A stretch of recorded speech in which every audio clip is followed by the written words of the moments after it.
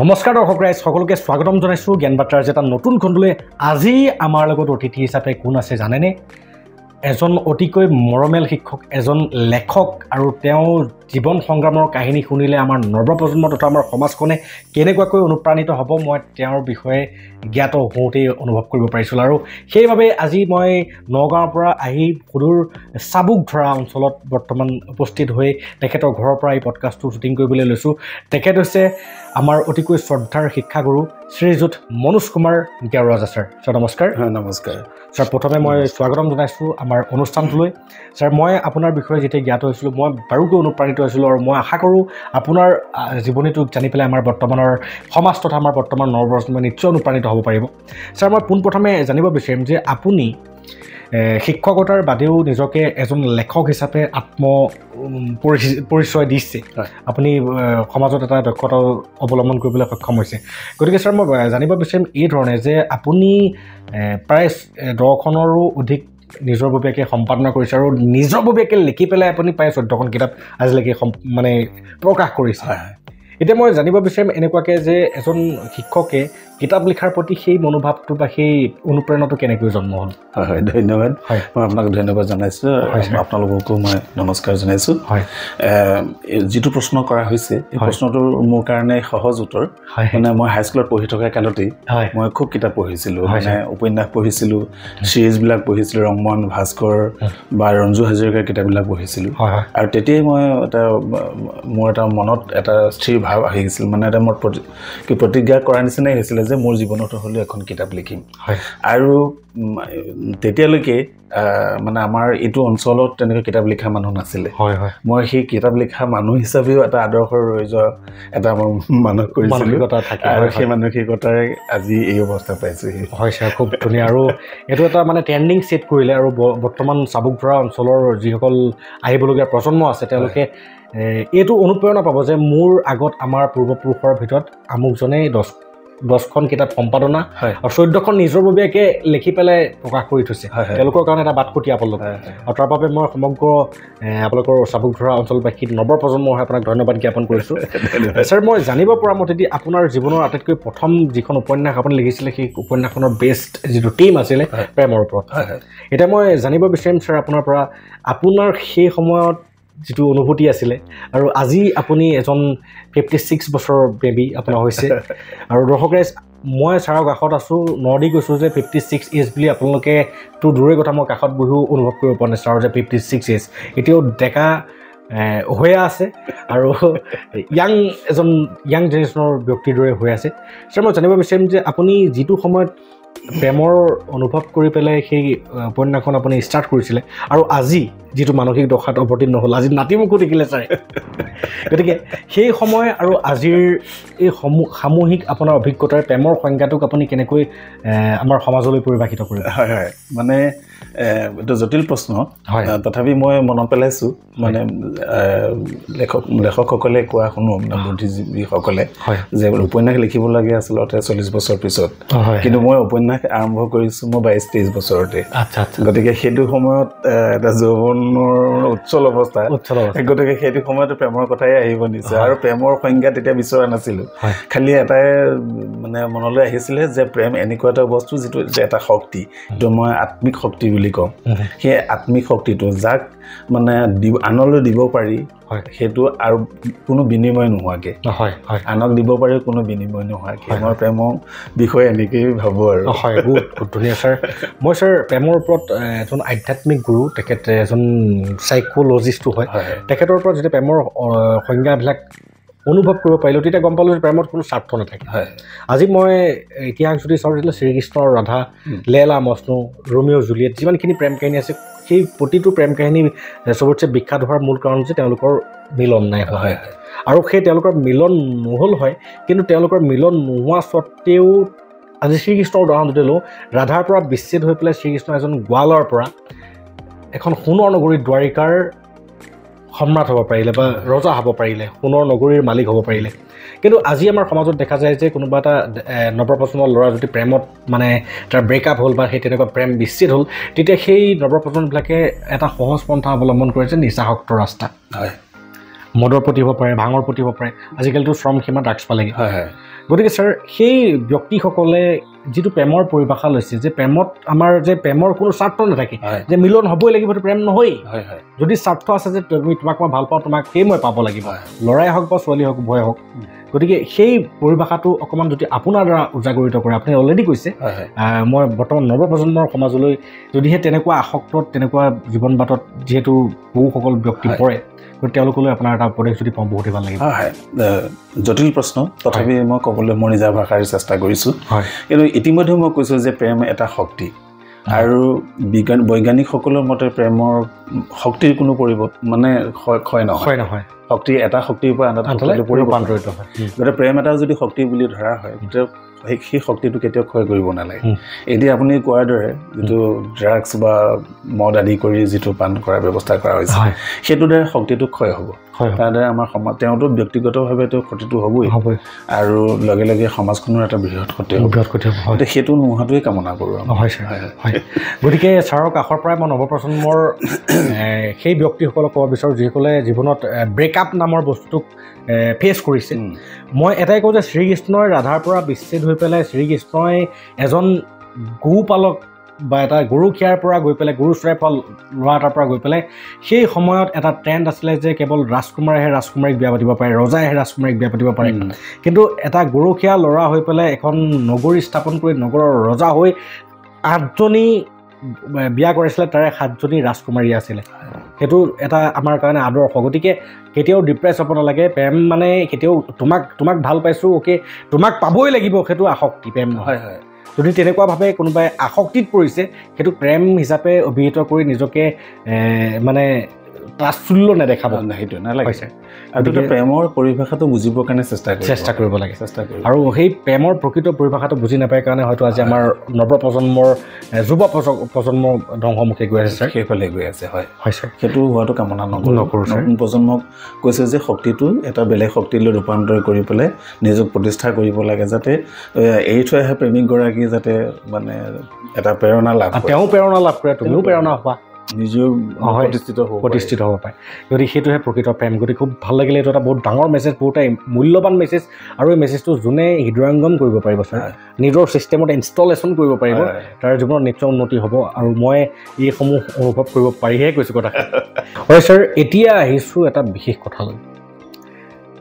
এজন শিক্ষক, ধৰি লওক এজন শিক্ষক, মই আপোনাক সুধিব বিচাৰিছোঁ, যিজন শিক্ষকে বৰ্তমানলৈকে প্ৰায় 14খন কিতাপ লিখিলে, 10খনতকৈ অধিক মানে কিতাপ তেওঁ নিজে সম্পাদনা কৰিলে, নিজকে বৰ্তমান ক্লাষ্টাৰ কোঅৰ্ডিনেটৰ হিচাপে প্ৰতিষ্ঠিত। আপুনি কেতিয়াবা ভাবিব পাৰেনে সেই শিক্ষকজনে বাল্যকালত ক্লাছ 1তে দেউতাকক হেৰুৱাইছিল, আৰু সেই ক্লাছ 1ৰ পৰা কেতিয়াবা এনেকুৱা হৈছিল যে জীয়াই থাকিবৰ কাৰণে কল পচলা খাইছিলে, জীয়াই থাকিবৰ কাৰণে অমিতা সিজাই খাইছিলে, জীয়াই থাকিবৰ কাৰণে ভীমকল খাইছিলে, দুবেলা দুসাঁজ খাব নোৱাৰিছিলে। সেই তেনেকুৱা এজন ব্যক্তিয়ে গৈ পেলাই এনেকুৱা এটা মানে আজি এজন লেখক হিচাপে প্ৰতিষ্ঠিত, আজি এজন ক্লাষ্টাৰ কোঅৰ্ডিনেটৰ হিচাপে প্ৰতিষ্ঠিত হোৱালৈকে এইটো সহজ কথা নহয়। আপোনাৰ মতে কি ক'ব? হয়, এইটোৱে মানে সহজ কথা নহয়। ভৱিষ্যতটো দেখাটো মানে আমি যিহেতু নাপাওঁ, সেইটো তেতিয়া ভাবিব পৰা নাযায়। মাজে মাজে তেতিয়া এনেকুৱা, মই নিজে যিহেতু মানে যেতিয়া মই প্ৰথম শ্ৰেণীত থাকোঁতেই মোৰ দেউতা ঢুকাইছিলে, তেতিয়া বিধৱা মাতৃয়ে আমাৰ এই 5টা পৰিয়ালৰ 5জনীয়া পৰিয়ালটোক মানে বিশেষ গুৰুত্ব দিয়া নাছিল। কেৱল কেনেকৈ এমুঠি আনি খুৱাব পাৰি, জীয়াই ৰাখিব পাৰি, হাউ টু ছাৰ্ভাইভ, সেইটোতহে গুৰুত্ব দিছিলে। গতিকে জীয়াই ৰাখিবৰ কাৰণে যেতিয়া চাউল পোৱা নাছিলে, তেতিয়া কি কৰিছিলে, আপুনি কোৱাৰ দৰে পচলা, কেতিয়াবা অমিতা, কেতিয়াবা কোমোৰা, এনেকৈ সিজাই খুৱাইছিলে। তেনেকৈ আমি প্ৰাণ ৰক্ষা কৰিছিলোঁ। গতিকে তেতিয়া আৰু আপুনি ভাবিব নোৱাৰে যে আপুনি জীৱনত এনেকৈ কিবা এটা কৰিব। কিন্তু লগে লগে কিন্তু এটা মানে পজিটিভিটি মোৰ এটা আহিছিল তেতিয়া মই দেখিছিলোঁ যে মোৰ পঢ়া শুনাত মই প্ৰথম শ্ৰেণীতে বহুত ভাল আছিলোঁ। মই প্ৰথম শ্ৰেণীতে মোৰ লগৰবিলাকক মই পঢ়াব পৰা হৈছিলোঁ। আৰু তেতিয়া মোৰ কোনো ঘৰুৱা শিক্ষক নাছিল, মই নিজে সেইখিনি মই নিজৰ ঈশ্বৰে সেইটো দানো কৰিছিল চাগে মোক। গতিকে তেতিয়াই মোৰ ধাৰণা হৈছিল একেবাৰে সৰু অৱস্থাতে যে মই ভালকৈ পঢ়া শুনা কৰি মনত পৰিছে দেই, মানে ইণ্টাৰেষ্টিং কথা, মোৰ দেউতা যেতিয়া ঢুকাইছিল মই সৰুকালৈ এই কথাটো মই একদম পাহৰা নাই। যিদিনা ঢুকাব দেউতা সেইদিনা মোক মানে ঠিক পোহৰ হোৱাই নাই, দেউতা সাৰ পাইছিল, একদম বিষত ছটফটাই আছিলে, পেটৰ বিষ নে কি বুকুৰ বিষ হৈছিল। তাৰপিছতে মোক ওচৰতে বহুৱাই পেলাই কৈছিল, বোপাও মানে তই কিন্তু খুব ভালকৈ পঢ়িব লাগিব দেই, আৰু পঢ়ি পেলাই ভাল মানুহ হ'ব লাগিব। এই কথাটো মোৰ আজিও লাগি থাকিলে, আৰু যিমানে মই ডাঙৰ হৈ আহিলোঁ সেই কথাটোৱে মোৰ এটা দৃঢ়তা আনি দিলে, মই পঢ়িবই লাগিব যিকোনো প্ৰকাৰে। আৰু তাৰ কাৰণে মই পঢ়াশলীয়া জীৱনটো মই নিজৰ পঢ়াৰ যিটো খৰচ মই 6ৰ পৰা মই টিউশ্যন কৰিব পৰা হৈছিলোঁ। দৰ্শক ৰাইজ, এইখিনিতে মই ছাৰৰ মাজতেই ক'বলৈ বিচাৰিছোঁ, মানে মই যিটো প্ৰশ্ন কৰিছিলোঁ সেই ব্যক্তিজন ছাৰেই। এতিয়া ভাবক যে এনেকুৱা আজি কোনটো এনেকুৱা ল'ৰা ছোৱালী আছে যোনে দুবেলা দুমুঠি খাবলৈ নাপায়? আজি কোনটো ল'ৰা ছোৱালী আছে যে কল পচলা সিজাই পেলাই খাই পেলাই জীয়াই থাকিবলগীয়া হৈছে? অমিতা সিজাই, ছাৰ এইবিলাক সাধু কথা বুলি ভাবিব পাৰে, কিন্তু প্ৰকৃত ধ্ৰুৱ সত্য এই কথাসমূহ। আৰু এনেকুৱাকৈ যেনে তেনে জীয়াই থাকি নিজৰ জীৱনটোৰ প্ৰত্যাহ্বানসমূহক নেওচি উচ্চ শিক্ষাৰে শিক্ষিত কৰি সমাজত প্ৰতিষ্ঠা কৰাটো সহজ কথা নহয়, আৰু যোনে থাকিব নোৱাৰে সেই কেতিয়াও শিকিবও নোৱাৰে ছাৰ। সেইটো গতিকে ছাৰ মই এইখিনিতে আপোনাৰ পৰা জানিব বিচাৰিম যে আপুনি, মই জনাত আপোনাৰ বিষয়ে মই শুনিবলৈ পাইছোঁ, আৰু আপোনাৰ বিষয়ে শুনিবলৈ পাওঁতে এনেকৈও শুনিছোঁ যে আপুনি এটা সময় এনেকুৱা আছিল যে আপুনি এই আপোনালোকৰ চাবুকধৰা অঞ্চলত যিমানখিনি পথাৰ আছে তাত ধান কাটাৰ পৰা আপুনি পঢ়ি থাকাতে ক্লাছ 6, 5, 6, 7 ধান কাটিছিলে, কঢ়িয়াইছিলে ঘৰলৈ, মানে আপুনি এনেকুৱা কাম নাই যিটো আপুনি কৰি পোৱা নাই। মাটি কাটি পেলাই ৰাস্তাত বা দলঙত কাম কৰা, এই সমূহ যে কাম কৰিছিলে এইবিলাক কিমান দূৰ সত্য, আৰু এই কাম কৰাৰ প্ৰৱণতাটোক আমাৰ বৰ্তমান নৱপ্ৰজন্মক কাম কৰাৰ প্ৰৱণতাটো জগাই তুলিবৰ কাৰণে আপুনি কি উদাহৰণে জনাব বিচাৰিব? নাই, খুব ভাল কথা এটা মনত পেলাই দিছে, মোক ক'বলৈ মন যায় এইবিলাক কথা, আৰু মই লাজো নকৰিব, বাস্তৱ কথা এটা। এতিয়া আপুনি আহোঁতে যিটো ৰাস্তাইদি আহিলে দেওৰাবৰী আৰু চাবুকধৰা, তেতিয়া মই যেতিয়া 8, 9ত আছিলোঁ তেতিয়াতো এই ৰাস্তাটো নাছিলে, আৰু সেইখিনি সময়ত এটা আঁচনি লৈছিলে যে এইখিনি দেওৰালৈ এটা ৰাস্তা হ'ব লাগে। সেই ৰাস্তাটো তোলাৰ ক্ষেত্ৰত আমি টুকুৰি লৈ কোৰ লৈ পেলাই গোটেই ৰাস্তাটো তুলিছিলোঁ। তাৰ বিনিময়ত পইচা কেইটামান পাইছিলোঁ, কিন্তু দুৰ্ভাগ্য, মন বেয়া লাগি যায়। বেয়া লগা কথাটো হ'ল যেতিয়া মানে দুপৰীয়া সময়ত মাটি কাটি কৰি যেতিয়া ঘৰত কিবা এটা খাবলৈ আহি পেলাই কিন্তু একো খাবলৈ নাপাওঁ, এটা পানী এটোপা খাই পেলাই তেনেকৈ যাওঁ, তেনেকৈ গৈছিলোঁ। তাৰপিছতে আৰু ঢেৰ উদাহৰণ আছে, এই মানে ধান নিৰুৱা, ধান চিকুণোৱা, মোৰ ইয়াত দেওৰাবৰী, নদলবৰী, কপাৰহেৰা, বিভিন্ন ঠাইত মই মানে এইবিলাক কাম কৰিছোঁ। মানে এককাল পানীৰ পৰা ধানৰ ডাঙৰি কঢ়িয়াই বামলৈ কঢ়িয়াইছিলোঁ, এনেকুৱা কষ্টবিলাক মানে কৰিছিলোঁ। আনকি এই যে আমাৰ এইখিনি বালিজান বুলি কয়, তাতে এখন দলং আছিলে, কাঠৰ দলং। সেই কাঠৰ দলংখন যেতিয়া পোতাৰ চিন্তা কৰিলে, চৰকাৰী সাহাৰ্য আহিল, সেইখন পোতাৰ ক্ষেত্ৰতো মই কাম কৰিছোঁ। তেতিয়া আপুনি কিমানমান শ্ৰেণীমানত আছিলে? তেতিয়া মই 8, 9ত আছিলোঁ। আৰু আপুনি এই কামসমূহ যে কৰিছিলে, এই কামসমূহ কৰাৰ মূল উদ্দেশ্য কি আছিলে? যে মোৰ মূল উদ্দেশ্য আছিল ঘৰখনলৈ এমুঠি চাউল আহিব লাগে, আৰু মোৰ পঢ়া শুনাৰ খৰচ কেইটা ওলাব লাগে। আপুনি আপোনাৰ ফ'কাছত পঢ়া শুনাটো সদায় একদম, মোৰ যিকোনো প্ৰকাৰ পঢ়া শুনাটো থাকিব। আনকি মই পঢ়া শুনাৰ কথা ওলাইছে যেতিয়া মই কৈছোঁ যে মেট্ৰিকৰ যিটো ফৰ্ম ফিল আপ কৰিবৰ কাৰণে যিটো পইচা লাগে, সেইটো মই মাটি কাটি পেলাই সেই পইচাটো উলিয়াইছিলোঁ। আৰু মানে দুখ লগা কথা, মোৰ মাটি কাটোতে এটা সময়ত মোৰ মুখৰ ফালে তেজো ওলাইছিল। ইমান কষ্ট কৰিছিলোঁ মই, কিন্তু দুখ নাই, কিন্তু লক্ষ্যটো আছিল মই মেট্ৰিক পাছ কৰিব লাগে। আৰু সেইকাৰণে এমাহৰ আগত কিন্তু মই কাম কৰাটো বন্ধ কৰি দিছিলোঁ। মাক কৈছিলোঁ যে এই এমাহকাল কিন্তু মই কাম নকৰিম, তই যিকোনো প্ৰকাৰে মোক খুৱাবি। আৰু চাগে সেইটো কাৰণেই চাবুকধৰা হাইস্কুলৰ পৰা প্ৰথমবাৰৰ বাবে প্ৰথম বিভাগত উত্তীৰ্ণ হ'বলৈ সক্ষম হোৱা এজন মাটি কটা, এজন ধানৰ মুড়ি কৰি আহে পোৱা ল'ৰাই সক্ষম হৈছিল। আৰু সেই শ্ৰদ্ধাৰ ব্যক্তিজন আমাৰ কাষত বহি আছে। আমাৰ ছাৰ, মই নমস্কাৰ, প্ৰণাম জনাইছোঁ যে এনেকুৱা এটা উদ্যমী বা এনেকুৱা এটা আপোনাৰ মানে সেই মানসিকতাটো বা সেই স্পিৰিটটোক, পঢ়াৰ প্ৰতি সেই স্পিৰিটটোক মই নমন কৰিছোঁ ছাৰ আৰু আমি নমন কৰিবলগীয়া কাৰণ আজিকালি এটা ষ্টুডেণ্টে ছাৰ আপোনালোকে হয়তো চাকিৰ পোহৰত পঢ়িছিলে আমিও পঢ়ি পাইছোঁ চাকিৰ পোহৰত চাকিৰ আমাৰ ঘৰত টেবুলো নাছিলে ভাত মানে পেট পেলাই কচত পাৰিলে পেলাই পাতি চাতি পাৰিলে বস্তাৰ ওপৰত হয় তেনেকৈ পঢ়িছোঁ আৰু দৰ্শক ৰাইজ আৰু বিশেষকৈ নৱপ্ৰজন্মক টাৰ্গেট কৰি পেলাই ক'ব বিচাৰিছোঁ যে আমি আজি ৰেডিমেড হিচাপে ইনভাৰ্টাৰ লাইট পাইছোঁ ফেন এনি টাইম চলি আছে কোনো ধৰণৰ কোনো কষ্ট নোহোৱাকৈ আমি পঢ়িব পাৰিছোঁ কিন্তু তেওঁলোকে ইমান কষ্ট অধ্যাপকৰ মাজেৰে পঢ়া শুনা কৰিছিলে আৰু সেই সময়ত প্ৰথম বিভাগ ছাৰ আপুনি কিমান চনমানত পাছ কৰিছিলে মই 86 মানে 86 চনত 1986 চনত মই মেট্ৰিক পাছ কৰিছিলোঁ আৰু ফাৰ্ষ্ট ডিভিজন আৰু তেতিয়া আমাৰ কোৰ্চটো অল্ড কোৰ্চ আছিলে 8 মানৰ পৰাই চাগে 8ৰ পৰা আমাৰ প্ৰশ্নৰ উত্তৰ আমি কৰিব লাগে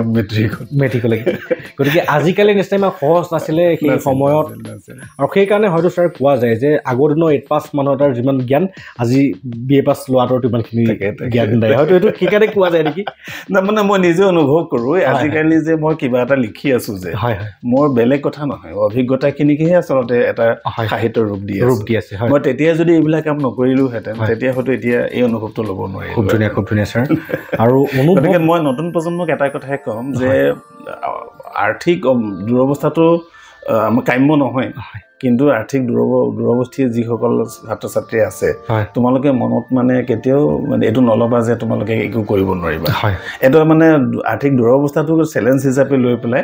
তুমি পঢ়া শুনা কৰা দেখিবা তুমি আচলতে তোমাৰ পৰিয়ালটোৰ এটা পৰিৱৰ্তনৰ কাৰণ হ'ব লাগিব খুব ধুনীয়া ছাৰ খুব ধুনীয়া কথা আৰু অলৰেডি ছাৰে সেই মানে কামটো কৰি পেলাইহে কৈছে আমাক অলৰেডি আপুনি কৰিলে অলৰেডি কৰি পেলাই যিখিনি অভিজ্ঞতা সেই অভিজ্ঞতাৰে আমাক এই মানে মূল্যবোধৰ শিক্ষা আৰু এই মূল্যবোধৰ শিক্ষাই প্ৰকৃত শিক্ষা আৰু আমি ভাগৱত গীতাৰ পৰা আদি কৰি যিমানখিনি ধৰ্ম গ্ৰন্থই আছে বা যিমানখিনি উচ্চ পৰ্যায়ৰ জ্ঞানমূলক তথ্য আছে সেইসমূহৰ পৰা এটাই জানো যে অনুভৱৰ শিক্ষাই আচল শিক্ষা আৰু যি শিক্ষা অনুভৱত ফুটি নুঠে বহুত ডাঙৰ শব্দই নহওক কিয় বহুত মানে শুনিলে বৰ আচৰিত যেন লাগে শব্দই কথা নহওক কিয় যদি মোৰ অনুভৱত সেই বাক্যষাৰে কোনো ধৰণৰ প্ৰতিক্ৰিয়াই কৰিব পৰা নাই তেতিয়াহ'লে মোৰ কাৰণে মানে কোনো কাম নাই গতিকে আজি ছাৰে নিজৰ জীৱনৰ সেই অভিজ্ঞতাসমূহ বা সেই অনুভৱসমূহক যেতিয়া শব্দৰ দ্বাৰা প্ৰকাশিত কৰিছে তেনেকৈ আজিলৈকে প্ৰায় 14খন কিতাপ হৈ গ'ল ছাৰ 14খন কিতাপ অলৰেডি প্ৰকাশ হৈছে শিপিনে যেনেকৈ আপোনাৰ কেইবাখনো কিতাপ পঢ়িব পৰাকৈ মোৰ সমল যোগাৰ হৈ আছে আৰু বৰ্তমানো ছাৰে কৰ্মৰত এই কিতাপসমূহ ছাৰ এগৰাকী শিপিনে যেনেকৈ মানে গামোচা এখনত ফুল বাচে আপোনাৰ অনুভৱসমূহেই একোটা শব্দৰ সংমিশ্ৰণ হৈ পেলাই এখন কিতাপ ৰচিছে সঁচা কথা হয় ছাৰ এতিয়া মই আহিছোঁ আপোনাৰ উচ্চ শিক্ষাৰ এটা টাৰ্ণিং পইণ্ট আপোনাৰ জীৱনৰ আপুনি মেট্ৰিকত ফাৰ্ষ্ট ডিভিজন পালে ছাৰ মেট্ৰিকত ফাৰ্ষ্ট ডিভিজন যদি পোৱা যায় তেতিয়াহ'লে আজিৰ সমাজতো হয়তো আছে এটা সময় বা আমাৰ সমাজত এটা প্ৰচলিত কথা আছিল যে ফাৰ্ষ্ট ডিভিজন পালে ছায়েন্সত পঢ়িব লাগে এইটো এটা ট্ৰেণ্ড আছিলে ছাৰ আজিও আছে জেগাই গতিকে আপুনি এই ট্ৰেণ্ডটোৰ লগত কিমান দূৰ আগবাঢ়িছিল অলপ জনাব নেকি মই যেতিয়া মেট্ৰিক পাছ কৰিছিলোঁ তেতিয়া মোক প্ৰায়সকল ছাৰ বাইদেৱে ক'লে যে ফাৰ্ষ্ট ডিভিজন যিহেতু তই পাছ কৰিছ গতিকে তুমি পাছ কৰিছা যেতিয়া তুমি ছায়েন্সতে পঢ়া কিন্তু মই এজন ছাৰ আছিল মোৰ অতি মানে পূজনীয় শশাংক শইকীয়া ছাৰ ছাৰে মোক কৈছিলে যে তোমাৰ যিহেতু মানে মই অসমীয়াত মানে বহুত ভাল আছিলে ছাৰ বাইদেউসকলে জানে মোৰ হাতৰ আখৰো ভাল আছিলে আৰু মই মানে পূৰা ৰচনা কৰিব পাৰিছিলোঁ মানে শব্দ ব্যৱহাৰটো খুব ভাল আছিল গতিকে সেইফালৰ পৰা মই মানে আৰ্টছত পঢ়াটো মই সেই শইকীয়া ছাৰে মানে কামনা কৰিছিলোঁ মোক কৈছিলে যে আৰ্টছত পঢ়া আৰু মানে ভাল তুমি ৰিজাল্ট কৰি পেলাই মানে আগুৱাই যোৱা মানে একদম ডিগ্ৰী লৈ এইটো হ'বা কিন্তু মানে সেই ট্ৰেণ্ড এটা আপুনি কোৱা ট্ৰেণ্ডটোৰ কাৰণেই মই ছায়েন্সত লগালোঁ কিন্তু ছায়েন্সত লগোৱাৰ পিছত মোৰ যেনিবা মোৰ হেৰিটো মনটো সলনি হ'ল মই পলিটেকনিক পঢ়াৰ ইঞ্জিনিয়াৰিং পঢ়াৰ গতিকে ইঞ্জিনিয়াৰিং মই পঢ়িলোঁ চিভিল ইঞ্জিনিয়াৰিং নগাঁও পলিটেকনিকত তাৰপিছত পাছো কৰিলোঁ 92ত কমপ্লিট কৰিলোঁ আৰু ইণ্টাৰভিউ দিলোঁ কিন্তু সেই ছেকেণ্ড কল থকা দিনাই মোৰ কি হ'ল মানে হাতত এপইণ্টমেণ্ট লেটাৰ এখন আছিল টিচাৰৰ শিক্ষকৰ মানে সেই এপইণ্টমেণ্ট লেটাৰখন থকাৰ কাৰণে মই সেইটো ফালে মন নকৰিলোঁ আৰু ৰৈ দিলোঁ ইয়াতে খুব ধুনীয়া এতিয়া এইখিনিতে ছাৰ মই জানিব বিচাৰিম যে আপুনি মেট্ৰিকত ফাৰ্ষ্ট ডিভিজন পাই পেলাই ছায়েন্সলৈ গ'ল আৰু সেই তেতিয়াও মই জনামতে আপুনি বহুত ষ্ট্ৰাগল কৰি পেলাই চাইকেল বাট কৰি বাই চাইকেল বাই পেলাই বহুত কষ্ট কৰিবলগীয়া হৈছে মই হায়াৰ ছেকেণ্ডেৰী যেতিয়া ৰহা হায়াৰ ছেকেণ্ডেৰীত পঢ়িছিলোঁ ছায়েন্সত আৰু তেতিয়া আজিৰ দৰে ৰাস্তা চিলচিলা নাছিল তেতিয়াতো গ্ৰেভেল আছিল মাজে মাজে বোকা পানী বৰষুণ দিলে তাৰ মাজেদি চাইকেল ঠেলি ঠেলি গৈছিলোঁ কেতিয়াবাতো নামি যাবলগীয়া হৈছিল এনেকুৱা ইমান কষ্ট কৰি পঢ়িলোঁ গতিকে মই তাত উন্নতি কৰিব নোৱাৰিলোঁ ছেকেণ্ড ডিভিজনহে পালোঁ মই ছায়েন্সত তাৰপিছতে ছেকেণ্ড ডিভিজন পোৱাৰ কাৰণে মই হতাশো হ'লোঁ আৰু সেইটো কাৰণে মই পলিটেকনিকলৈ গুচি গ'লোগৈ গতিকে সেইফালৰ পৰা যে ছায়েন্স পঢ়িলে যে কিবা বহুত কিবা হ'ব আৰ্টছ পঢ়িলে যে কিবা নহ'ব তেনেকুৱা ধাৰণা নতুন প্ৰজন্ম আচলতে নকৰাটো ভাল ভাল ভাল এইখিনিতে ছাৰ এটা গুৰুত্বপূৰ্ণ কথা মই আপোনাক সুধিব বিচাৰোঁ যে এটা কথা ছাৰ ময়ো ছায়েন্সত পঢ়া আপুনিও ছায়েন্সত পঢ়া ছায়েন্সৰ বেকগ্ৰাউণ্ডটো কেনেকুৱা ছায়েন্সত পঢ়িবলৈ গ'লে কিমান কিছুমান প্ৰতিবন্ধ মানে প্ৰত্যাহ্বান আহিব পাৰে গতিকে মই ছাৰ আপোনাৰ পৰা জানিব বিচাৰোঁ যে যিসকল ল'ৰা ছোৱালীৰ আৰ্থিকভাৱে একেবাৰে দুৰৱস্থা যাৰ মানে আপোনাৰ মোৰ নিচিনা অৱস্থা সেই সময় মোতকৈও নাই চাগে গতিকে সেইসকলক আপুনি ছায়েন্সত পঢ়িবৰ কাৰণে উদগনি জনাব বিচাৰিবনে নাই মানে সেই ৰাস্তাটোত গৈ পেলাই যাতে পিছত পথহীন হৈ নাযাওক পথহাৰা হৈ নাযাওক এটা গুৰুত্বপূৰ্ণ কথা প্ৰশ্ন কৰিছে আচলতে মই একেবাৰতে ক'ব পৰা বিষয়ো নহয় যে ছায়েন্সতেই পঢ়িব লাগিব বা আৰ্টছতেই পঢ়িবলৈ এনেকৈ ক'ব পৰা বিষয় নহয় যে দুইটা বিষয় ভাল বিষয় ছায়েন্সটোও ভাল তাৰমানে বিজ্ঞানটোও ভাল আৰু কলাটোও ভাল দুইটাও ভাল এতিয়া মানে এটাই কথা ঠিক কৰি ল'ব লাগিব যে গোটেই পৰিকল্পনাটো 2 বছৰ বা 3 বছৰৰ কাৰণে বা 4 বছৰৰ কাৰণে যিটো পৰিকল্পনা কৰা হ'ব সেইটো ঠিক কৰি ল'ম মানে সেইটোত আগবাঢ়ি যাব পাৰিবনে যদি আধৰুৱা হৈ যায় নহয় তেতিয়াহ'লে মোৰ কষ্টখিনি এনেই যোৱা হয় সেইটো যাতে নহয় সেইটোৰ কাৰণে পৰিকল্পনা কিন্তু লাগিব আৰু এই কথাষাৰৰ কাৰণে মই আপোনাক কথাটো সুধিছোঁ যে যিমানেই গুড ইণ্টেনশ্যন লৈ পেলাই এটা কাম নকৰোঁ কিয় যদি এই কামটো সমাপন কৰিব পৰা নাযায় তেতিয়াহ'লে সেই কামটোৰ কোনো মাদকতা নাই একদম গতিকে এই ক্ষেত্ৰত আমাৰ সমাজখন আজিও কোনো ক্ষেত্ৰত আমাৰ সমাজৰ কিছু পৰামৰ্শদাতাটো সমাজৰ অভাৱ নাই হয় হয় ছাৰ আৰু এটা মেট্ৰিক পাছ কৰি উঠা ল'ৰা বা ছোৱালী এজনে নাজানে যে সি কোনটো দিশত যাব কোনটো দিশত আৰু কোনটো দিশত গ'লে কিমান আৰ্থিক সাহায্যৰ প্ৰয়োজন হ'ব কোনটো দিশত গ'লে কিমান ইন্ধনৰ প্ৰয়োজন হ'ব মই যদি এডাল ৰকেট চন্দ্ৰলৈ পঠিয়াব বিচাৰিছোঁ তেতিয়াহ'লে তাত যিমানখিনি ইন্ধনৰ প্ৰয়োজন হ'ব সেই একেডাল ৰকেটকে মই মংগল গ্ৰহলৈ পঠাব নোৱাৰোঁ কাৰণ তাত বেছিকৈ ইন্ধনৰ প্ৰয়োজন হ'ব গতিকে আৰ্টছত পঢ়োঁতে কিছু ধন টকা পইচাৰ খৰচটো কম হয় আৰু ছায়েন্সত পঢ়িলে কিছু ধন টকা পইচাৰ খৰচটো বেছি হয় গতিকে যিসকল আৰ্থিকভাৱে একেবাৰে শোচনীয় অৱস্থাত আছে তেওঁলোকে ভাবি চিন্তিহে এনেকুৱা এটা দিশত আগবাঢ়িব লাগে ছাৰে কোৱা মতে সেইটো হয় আৰু সেইটো কাৰণে এটা বস্তু আমাৰ বিৰাট দৰকাৰ হৈছে সেইটো আজিকালি হৈছেও বহুত স্বেচ্ছাসেৱী অনুষ্ঠানে এই কামটো কৰি আছে বা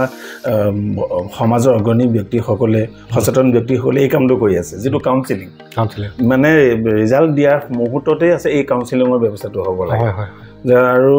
আমাৰ মোৰ দৰে গাৰ্জেনবিলাকে যেতিয়া মোৰ মায়েতো একো জনা নাছিলে মই কোন শ্ৰেণীত পঢ়িলোঁ কি পাছ কৰিছোঁ মোৰ মায়ে একো জনা নাছিলে আৰু যেতিয়া মেট্ৰিক পাছ কৰিছিলোঁ দাদাক যেতিয়া সুধিছিলোঁ মই ছায়েন্স পঢ়িম নে আৰ্টছ পঢ়িম দাদাহে ক'ব পৰা নাছিল গতিকে তেনেকুৱা গাৰ্জেণ্টৰ ক্ষেত্ৰতো আৰু এইটো সমস্যা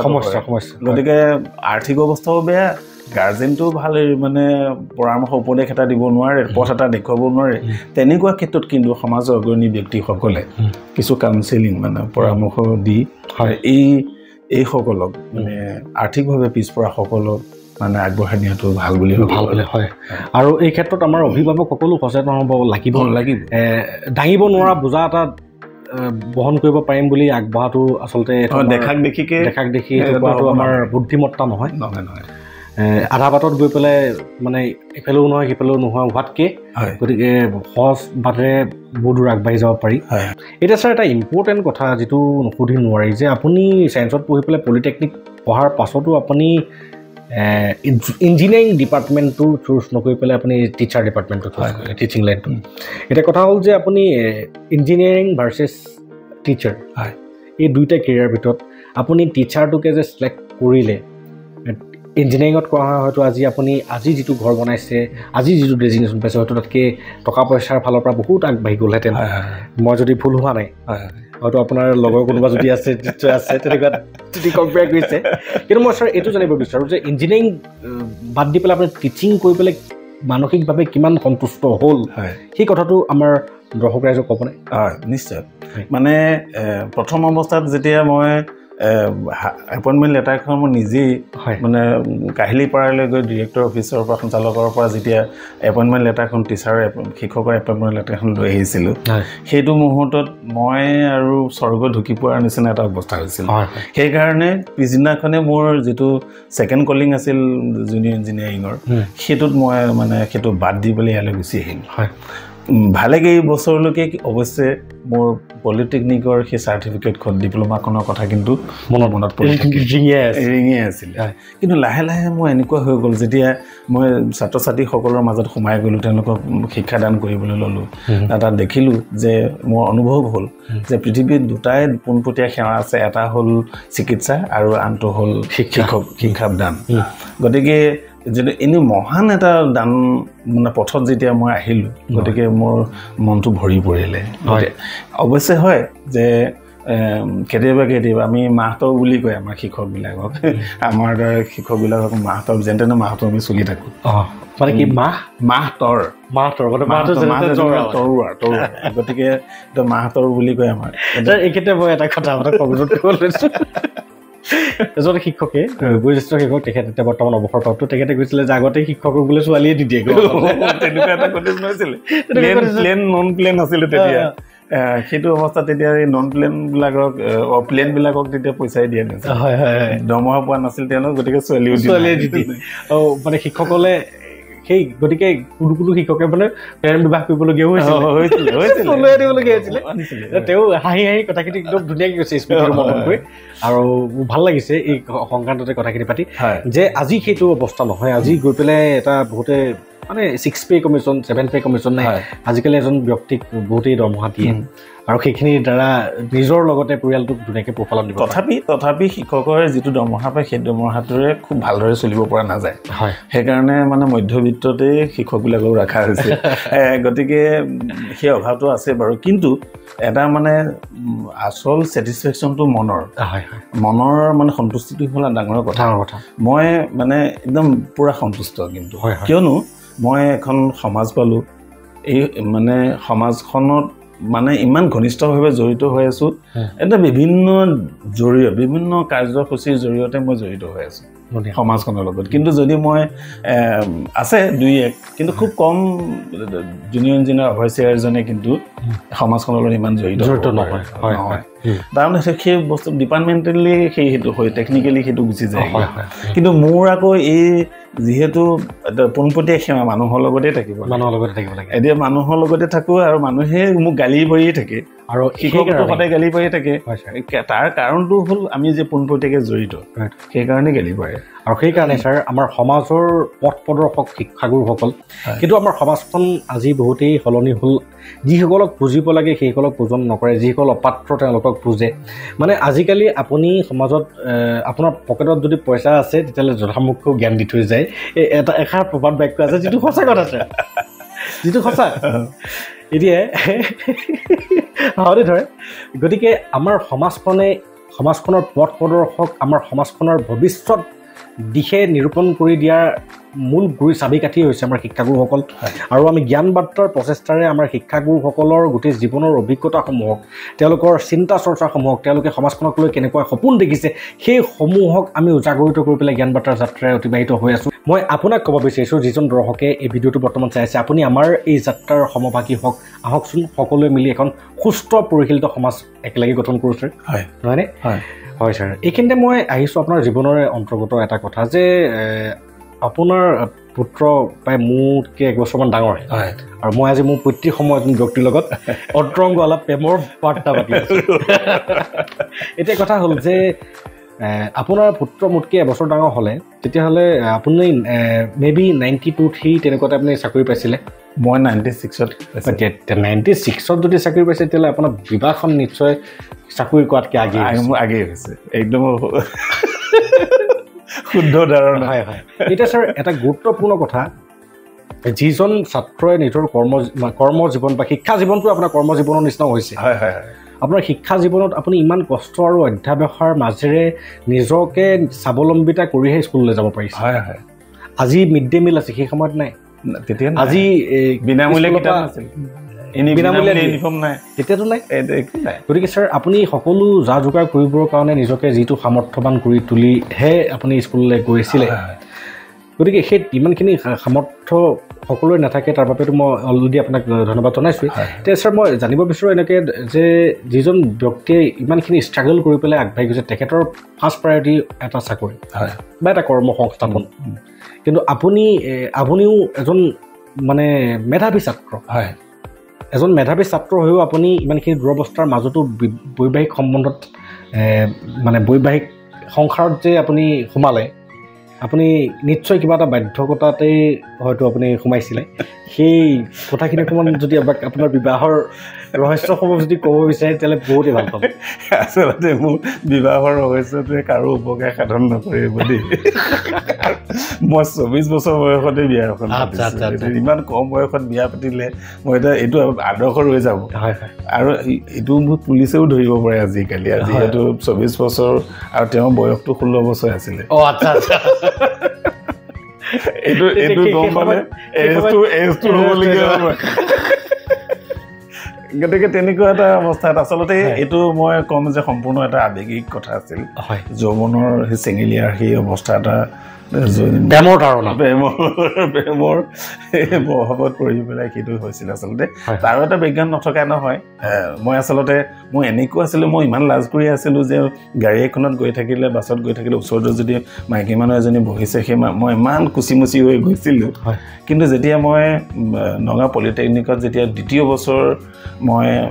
মোৰ এই শহুৰ দেউতাৰ লগত চিনাকি হৈছিলোঁ গাঁৱৰ মানুহ যদিও খুব টাৰ্মছ নাছিলে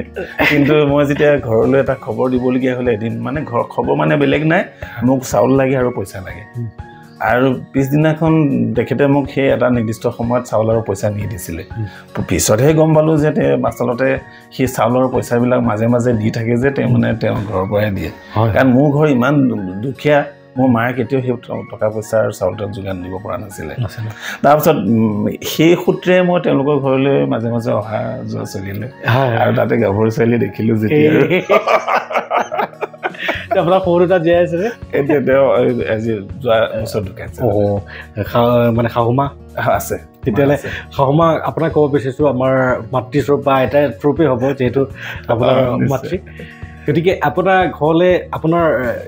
ঘৰলৈ গৈ পেলাই আপোনাৰ জীয়েককে লৈ আনিলে বা জবৰমূলকভাৱে পাতিছোঁ আৰু এটা চমনি ছাৰ মই আপুনি কৈছিলে আপুনি প্ৰথমতে যেতিয়া মানে আপোনাৰ শহুৰ দেউতাকক আপুনি কি বুলি ক'ব নাজানিছিলে তেতিয়া মই ককাইদেউ বুলি মাতিছিলোঁ ককাইদেউৰ পৰা দেউতা বুলি যিটো মাতিবলগীয়া মানে এইটো লাজ লগাৰ কথা আচলতে এইটো চৰম লগাৰ কথা মানে কেইবাদিনলৈকে মই দেউতা বুলি মাতিব পৰা নাছিলোঁ ককাইদেউ বুলিয়ে মাতিছিলোঁ তেতিয়া কোনোবা এজনেহে মোক ক'লে এই সৰুৰে ককাইদেউ বুলি মাতে নেকি তেতিয়াহে মই এদিন দেউতা বুলি মাতিলোঁ জোৰ কৰি তাৰপিছত সেইদিনা আৰম্ভ চাওক দৰ্শক ৰাইজটো কেনেকুৱা এটা ৰোমাঞ্চকৰ সময় হ'ব পাৰে যে যিজন ব্যক্তিক মই সদায় দাদা ককাইদেউ বুলি মাতি আছোঁ সেই ব্যক্তিজনৰ জীয়েকৰ লগত বিয়া বিয়া পতাৰ পিছত মই তেখেতক এতিয়া দেউতা বুলি মাতো কেনেকৈ ছাৰৰ জীৱনত কিমান ধুনীয়া মানে ঘটনা ঘটি গৈছে হয় ছাৰ আৰু আপোনালোকৰ বৈবাহিক জীৱন সেই 91 মেবি 92 পৰা এতিয়া প্ৰায় 33 বছৰ অধিক কালৰ প্ৰায় 35 বছৰ ওচৰা ওচৰি হ'বলৈ গৈ আছে বৰ ইমানখিনি সময় আপোনালোকে একেলগে কটাই পেলাই আপুনি জীৱনটোত সংসাৰিক হোৱাৰ পাছত আপুনি এজন সংসাৰিক পুৰুষ হিচাপে কি অনুভৱ কৰিলে যে সংসাৰিক পুৰুষ এজন সংসাৰত বা মহিলা এগৰাকী সংসাৰত লিপ্ত হ'ব সোনকালে লাগে নে নালাগে মই ভাবোঁ আচলতে মই প্ৰথমতেই কৈছোঁ আচলতে ইমান কম বয়সতে কেতিয়াও মানে সেইটো কৰিব নালাগে সেইটো কৰিলে কি হয় মানে সংসাৰখনক যি ধৰণে মানে পৰিচালনা কৰিব লাগে সেইটো পোৱা নাযায় মই প্ৰথম 3 বছৰ চাকৰিটো নোপোৱালৈকে মই এটা সাংঘাতিক বেয়া কণ্ডিশ্যন এটা মোৰ হৈছিলে মই মদ পানী খাবলৈ লৈছিলোঁ মুকলিকে কৈছোঁ মানে টেনশ্যন গুচাবৰ কাৰণে মই মদ পানী খাবলৈ লৈছিলোঁ পিছত যেনিবা এৰি পেলালোঁ আৰু এতিয়া গৈ একে ফুল নিৰামিষেই হৈ গৈছে গতিকে খুব ধুনীয়া আৰু মই প্ৰণাম জনাইছোঁ ছাৰ এই কথাসমূহ যে কেনেকুৱা এটা ফেজত এজন মানুহৰ মানসিকতা কি হ'ব পাৰে ছাৰ মই এটা কথা জানো যে মানসিক যিটো আমাৰ ভিতৰত যিটো আমাৰ আভ্যন্তৰীণত যিটো ইম'শ্যনছ ফিলিংছ এই ইম'শ্যন আৰু ফিলিংছসমূহে আপোনাৰ ডিগ্ৰী ডিপ্ল'মা কিমান আছে সেইটো নাচায় হয় আজি PhD ডিগ্ৰীধাৰী এজনেও হয়তো ড্ৰিংকাৰ হ'ব পাৰে মেবি হ'ব পাৰে আছেও মই পাইছোঁ তেনেকুৱা গতিকে ছাৰ আমাৰ সমাজখনে মানুহ এজনক চাৰ্টিফিকেট দিয়ে মদ খোৱা নোখোৱা ওপৰত হয় আৰু এজন ব্যক্তিয়ে মদ যে খাইছে তেওঁৰ অন্তৰ আত্মাৰ ভিতৰত এনেকুৱা এটা কি নিগেটিভিটি শক্তিয়ে তেওঁক সেই মদ খাবলৈ বাধ্য কৰাইছে সেইটো বিচাৰ কৰি পেলাই সেই চলিউশ্যনটো কৰিবলৈ চেষ্টা কৰক আমাৰ সমাজখনে মানুহক খালি গোবৰ ছটিয়াব জানে সেইটো একদম অপ্ৰিয় সত্য আছে গতিকে আজি আপুনি এই কথাষাৰ যে কনফাৰেঞ্চ কৰিছে আমাৰ আগত যে সেই মানে টেনশ্যনত আপুনি মদ খাবলৈ মানে লৈছিলে গতিকে এই কথাটোৰ পৰা আমি কি শিক্ষা ল'ব লাগে ছাৰ যে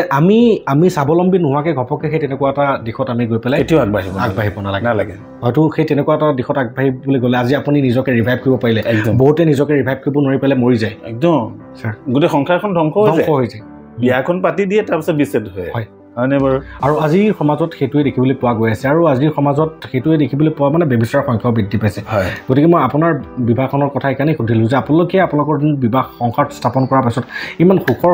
মানে শান্তিৰ এটা বাতাবৰণ সৃষ্টি কৰিব পাৰিছিল কিন্তু আজিৰ সেই সুখৰ শান্তিৰ বাতাবৰণবিলাক যে ক'ৰবাত হেৰাই গ'ল গতিকে মই আপোনাৰ পৰা আজি বৰ্তমান সমাজৰ নৱ দাম্পত্য জীৱনত যিসকল অতিবাহিত হৈছে তেওঁলোকৰ কাৰণেও আৰু যিসকল হ'বলৈ গৈ আছে তেওঁলোকৰ কাৰণে এটা বিশেষ পৰামৰ্শ বিচাৰোঁ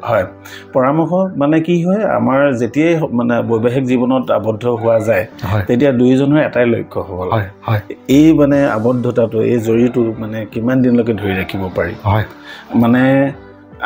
আমাক কেতিয়াও পুৰুষজনক বা মহিলাগৰাকী কেতিয়াও ঈশ্বৰে সমান ধাৰণাৰ সৃষ্টি কৰা নাই পাৰ্থক্য থাকিব চাপৰ থাকিব এতিয়া মানে কম্প্ৰমাইজ কৰি পেলাই বুজাবুজিৰে দুইজনে আগবাঢ়ি যাব লাগিব আৰু দুইজনৰ মাজত কেতিয়াও নালাগে নিজাববীয়াকে তেওঁ পৰিকল্পনা কৰি বুজাবুজিৰে মানে আগবাঢ়িব লাগিব ছাৰ এটা কথা আজিকালি সুপ্ৰিম কোৰ্টৰ হেৰি মতেদিও মানে ৰায় মতেদিও কিছুমান সমীক্ষাৰ মতেদি আহিছে যে মেক্সিমাম বিবাহ বিচ্ছেদৰ মূল কাৰণটো ছোৱালীজনীৰ মাক আৰু ছোৱালীজনী মানে পৰিয়ালৰ মানুহে সেই তেওঁলোকৰ সংসাৰত ইণ্টাৰফেয়াৰ কৰি পেলাই বিষ ঢালে কাৰণে হয়তো আপোনালোকৰ এই চৰাইবাহী অঞ্চলটো এনেকুৱা কিছুমান বহু ঘটনা ঘটিছে ধৰি লওক ল'ৰাটো দুখীয়া ঘৰ ছোৱালীজনী ধনী ঘৰ গতিকে ছোৱালী ঘৰৰ মানুহে তাইক কিবা পাঠ কিছুমান পঠাই পাইছে এনেকুৱা কৰিবি কোনোবাই তাই মাক বা বাইকহঁতৰ কথা শুনি পেলাই সেই এপ্লাই কৰিছে আৰু ৰিজাল্ট বেয়া হৈছে পৰিণামত শেষতকৈ বিচ্ছেদ হৈছে তেনেকুৱা বহু ঘটনা ঘটি আছে আমাৰ সমাজত গতিকে মই বিশেষকৈ যিসকল ছোৱালীৰ আছে তেওঁলোকৰ মাক দেউতাকত বৰ এইবিলাক জেঙত নোসোমায় মাক আৰু বাইক এই তেনেকুৱা আনুষংগিক মাইকী মানুহৰ ফৈদটোক ক'ব বিচাৰিছোঁ নিজৰ সংসাৰখন বচাওক আনৰ সংসাৰত সোমাই উপদেশ দি পেলাই নিজৰ লগতে আনৰ সংসাৰ ধ্বংস নকৰিব আৰু সেই যিসকলে সেই তেনেকুৱা কৰে অলৰেডি সিহঁতৰ সংসাৰ ধ্বংসপ্ৰাপ্ত মানুহখিনিয়ে কৰে ছাৰ হয়নে মই ভুল কৈছোঁ নেকি একদম হয় গতিকে ছাৰ আপোনাৰ দ্বাৰা মই আমাৰ সমাজখনলৈ এটা পৰামৰ্শ পালে বহুতেই ভাল পাম মই সেই কথাটোকে কৈছোঁ যে মানে মই ক'ৰবাত কেনেকৈ কি ধৰণৰ ছোৱালী আনিলোঁ সেইটো আৰু বিচাৰ্য হৈ থাকিব নালাগে বিবাহ বন্ধনত আবদ্ধ হোৱাৰ লগে লগে অৰ্ধাংগিনী বুলি কয় নাৰীগৰাকী তেনে নাৰীগৰাকী পুৰুষজনৰ আধা পুৰুষজনৰ নাৰীগৰাকীৰ আধা আৰু শিৱ পাৰ্বতীৰতো সেই এখন ফটোৱে আছে গতিকে দুইজনে মিলিহে এক মানে আমাৰ ভকতসকলেও কয় কি বুলি তিৰিয়ে পুৰুষে হয়বা একমতি তেহে সিজিব হৰিভকতি হয় ভক্তি সেইটো ডাকৰ বচনো আছে গতিকে ইমান ধুনীয়া মানে প্ৰবচন আমাৰ আছে বা বচনবিলাক আছে এইবিলাক মনত ৰাখি বুজাবুজিৰে সংসাৰখন আগবঢ়াই লৈ যাব লাগে বিশেষকৈ যেতিয়া বৃদ্ধকাল আহিব বাকীখিনি সময়ত ধুনীয়াকৈ চলিব কিন্তু বৃদ্ধকালত যদি এই বুজাবুজিটো মানে সঠিক নহয় তেতিয়াহ'লে বৃদ্ধকালটো বহুত জটিল হৈ পৰিব সেইটো কাৰণে মানে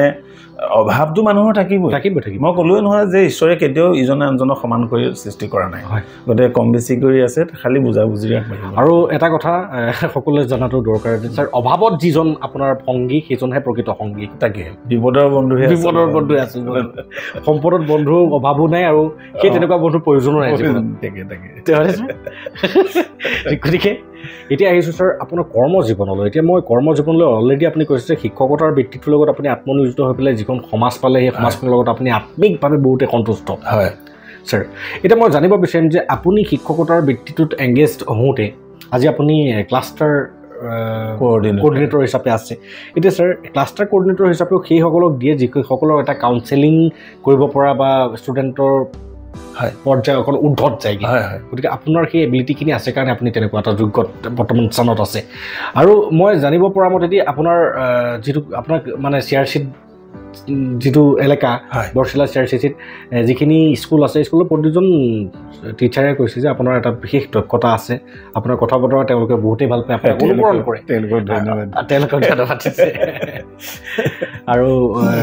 তেওঁলোকৰ মতেদি মই আপোনাৰ অসমীয়া কৃষ্টি সংস্কৃতি ভাওনা সভা পৰা আদি কৰি আপোনাৰ সকলোৰে লগতে জড়িত এতিয়া মই জানিব বিচাৰিম আপোনাৰ কৰ্মজীৱনৰ ক্ষেত্ৰত আপুনি কৰ্মজীৱনত ছাৰ ষ্টুডেণ্টসকলৰ একদম প্ৰিয় ছাৰজন ছাৰ আজি আপুনি যদি আপোনাৰ ল'ৰালিকাললৈ ভ্ৰমকি চাই তেতিয়াহ'লে আপোনাৰ মোৰ স্কুলত আমুকজন ছাৰ মোক বহুতেই প্ৰিয় হয়তো আপুনি নামো মেনশ্যন কৰিছিলে মই সুধি থাকোঁতে কিছু কথা গতিকে আপুনি সেই শিক্ষকজন আপোনাৰ ছাত্ৰ সমাজৰ বাবে আপুনি সেই শিক্ষকজন আপোনাৰ বাবে যিজন আছিল সেইজন হ'বৰ কাৰণে কি ধৰণে কেনেকুৱা ধৰণৰ কলা কৌশল অৱলম্বন কৰে মানে কি হয় মানে আমি শিক্ষকসকলে ছাত্ৰ ছাত্ৰী মানে আকৰ্ষণ কৰিবৰ কাৰণে সেইটো মানে শিক্ষকৰ ডাঙৰ গুণ সন্মোহন কলা একদম মানে মানে মনোযোগ আদায় কৰাটো এইটো বৰ ডাঙৰ কথা আৰু তাৰ কাৰণে শিক্ষকজন মানে সব্যসাচী হ'ব লাগে সৰ্বগুণী হ'ব লাগে আৰু সেই কথাটো মনত ৰাখি সন্মুখত যিমান দিশবিলাক পাইছোঁ সাহিত্য সংস্কৃতি মানে ভক্তি মানে যিমানখিনি পাইছোঁ সেইখিনি ল'বৰ কাৰণে চেষ্টা কৰিছোঁ আৰু সেইকাৰণে সেইবিলাক মানে পাঠদান কাৰ্যসূচীত ব্যৱহাৰ কৰিছোঁ জিৰণি সময়ত ব্যৱহাৰ কৰিছোঁ আৰু যাৰ কাৰণে নেকি আজিও মানে ছাত্ৰ ছাত্ৰীসকলে মানে ছাৰ আমাৰ শ্ৰেণীলৈ আহক বুলি পেলাই এতিয়াও কয় ডিমাণ্ড আছে মনটো বহুত ভাল লাগি যায় বহুত ভাল লাগি যায় মোৰ মানে আৰু সেই ভাল লাগি যায়তো আপুনি বিশ্বৰ কোনো বজাৰত কিনিব নাপায় ছাৰ আৰু মই ব্যক্তিগতভাৱে নিজেও তাৰমানে মোৰ ছাৰসকলক মই কোনজন বেষ্ট মই ক'ব নোৱাৰোঁ হয়তো মই ক'ব পৰা নহ'ব কিন্তু মই ছাৰসকলক সকলোকে মই বেষ্ট বুলিয়ে ভাবিছিলোঁ আৰু তেওঁলোকক মই এতিয়াও মই শ্ৰদ্ধা কৰোঁ যিসকল ছাৰ এতিয়াও মোৰ বাইদেউ জীয়াই আছে তেওঁলোকক মই সন্মুখত দেখাৰ লগে লগে তেওঁলোকৰ চৰণ স্পৰ্শ কৰোঁ সেইটো আমাৰো আছে কিন্তু আজি ডেটৰ ষ্টুডেণ্টবিলাকে এইবিলাক পাহৰি গ'ল সেৱা কেনেকৈ কৰিব লাগে সেৱা মানে কি সেইটোৱে নাজানে বোলে বহুতে মোক এজন ৰিটায়াৰ্ড শিক্ষক আমাৰ গেদাবৰী নিবাসী গেদাবৰী চিনি পায়নে গেদাবৰী তেখেতে কৈছে যে মানে APSCত পাছ কৰা খবৰ ল'বলৈ গৈছিলে এটা ষ্টুডেণ্টৰ ঘৰত আৰু সেই ষ্টুডেণ্টে কৈছে সেৱা এটা কৰ মানে বাপেক মাকে কৈ আছে সি সেৱা কি বস্তু কি নাজানে কি বস্তু সুধি আছে এতিয়া দুখটো কাৰ ছাত্ৰটোৰ তাকে আমাৰ দিনতো আমি ছাৰসকলক মানে সেৱা কৰা আমাৰ বছৰেকীয়া আমাৰ সেৱা স্কুলত হয়েই ছাৰ মানে তেখেতসকলক আমি সেৱা কৰোঁৱেই তাৰপিছতে বাটে পথে লগ পালে সেৱা কৰা চাইকেল অকণ আমি দিয়ে আজিকালিতো সেইবিলাক নাইকিয়াই হৈছে তেনেকুৱা ধৰণৰ আনকি আপোনাক মোৰ মনত পৰিছে মই অকণমান কৈ দিছোঁ সেইটো হ'ল যে মোৰ ল'ৰাটোক যেতিয়া হাইস্কুলত পঢ়াবলগীয়া হৈছিল তেতিয়া মই যিহেতু চাবুকধৰ হাইস্কুলৰ পৰা পাছ কৰিছিলোঁ মেট্ৰিক তাতে পঢ়িছিলোঁ তেতিয়া ভেঞ্চাৰ আছিলে মই পঢ়ি থকা কালত সেইখনৰ পৰা যেতিয়া পঢ়িছিলে তেতিয়া মোৰ ছাৰ এতিয়া প্ৰভিঞ্চিয়েল আছে আৰু মই